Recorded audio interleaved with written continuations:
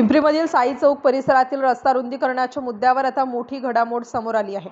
पिंपरी कॅम्पमधील साई चौक ते शास्त्री उद्यान या रस्त्याचे रुंदीकरण करण्याचे काम पिंपरी चिंचवड म्युनिसिपल कॉर्पोरेशन प्रशासनाने हाती घेतले आहे। मात्र हा रस्ता 18 मीटर ऐवजी 15 मीटरच करण्यात यावा अशी जोरदार मागणी व्यापाऱ्यांकडून करण्यात आली होती।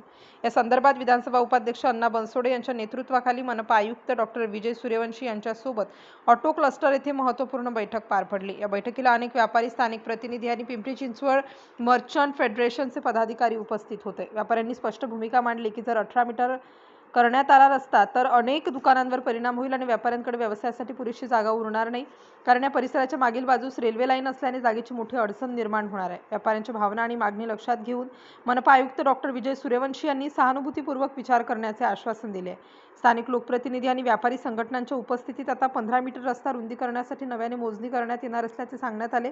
याबाबत व्यापारी संघटनेचे अध्यक्ष श्रीचंद आसवानी यांनी सांगितले की व्यापाऱ्यांच्या एकजुटीमुळे प्रशासनाने मागणी मान्य केली असून भविष्यातही परिसरातील अनेक प्रश्न सोडवण्यासाठी अशीच कायम ठेवावी। पिंपरी कॅम्पमधील या निर्णयामुळे स्थानिक व्यापाऱ्यांना मोठा दिलासा मिळाला असून पुढील कारवाईकडे सर्वांचे लक्ष लागले आहे।